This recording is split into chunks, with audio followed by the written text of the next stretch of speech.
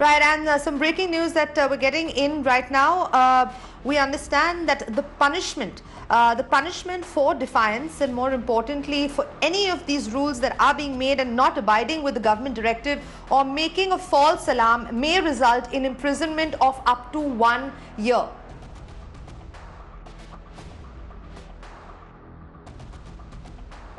And Managing Editor Vinay Tiwari joining us on the phone line. Vinay, the government, of course, taking some extremely stringent measures. The Prime Minister, of course, first in that speech. But then now we're getting to know that not more than 20 people are permitted during funerals. These are as part of the lockdown guidelines. And also saying that making a false claim to get any relief may result in an imprisonment of up to 2 years. I think, but Sanjana, at this point of time, it's perhaps much more important for us to tell what the order of the government was and what that order actually means. I think I would urge our producers to actually put that up rather than two very fine points which are frankly for something for later. The most important part of this order is the government, the Prime Minister himself has announced a 21-day lockdown.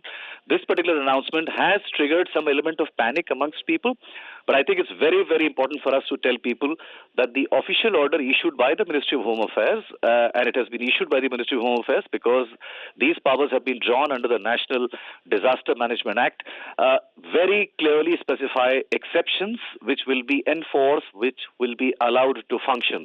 And I think it's extremely important that we cannot stress this enough.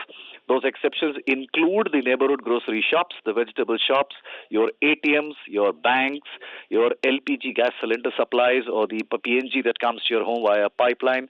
All of these things are categorized as essential services and will continue to remain and operate normally. So it's very important for viewers to know that essential services have been defined by the government and they will continue to work. So people who are actually stepping out of their homes, forming queues, and actually defeating the very concept of social distancing need not do that, because the order also goes on to say that manufacture of essential goods and the supply chain that is necessary to maintain the supply of essential goods will also be allowed, which means if there is a factory that produces or bakes bread, for instance, that will be allowed to function. Or if a truck transports vegetables from point A to point B, that truck will be allowed to move. Similarly, if milk supply tankers are coming from point A to a motherboard tanker, they will also be allowed to function. So there is absolutely no need to panic. Everything that is covered under the essential commodities will be given an exemption. Fire service, water supply, electricity, sanitation, civic bodies who are required for maintaining cleanliness will all be working normally. The only takeaway from what the Prime Minister has said is that anyone who's not engaged in providing any of these essential services doesn't and shouldn't step out at all. Again, I reiterate, it doesn't mean that if you step down your house and go to your neighborhood shop to buy groceries, that won't be allowed. You can do that as long as you don't crowd and collect in great numbers and then carry out your function, or you don't take your car out and go on a jolly ride across the city trying to see what a curfew looks like. So we need to be confident, we need to be responsible here. Just step out only to buy your provisions from your neighborhood store, but remember, these stores will remain open and there is no order which has asked them to shut down, Sanjana.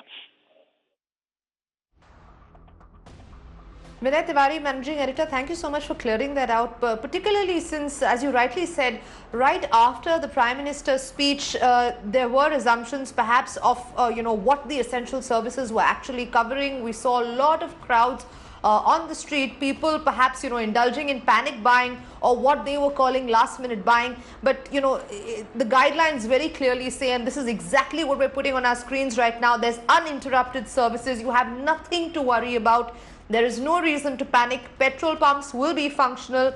Power supply, water supply, internet, telecom, post offices, banks, early warning, law enforcement, fire emergency, all of this will be functional. As our Managing Editor also pointed out, if there is a factory that bakes bread, that will also be functional. So any service that is also helping these essential services, all of those will be functional as well. So, feel free to go down and buy your essential services, but at the same time, avoid physical distancing, wash your hands and ensure you take all preventive measures.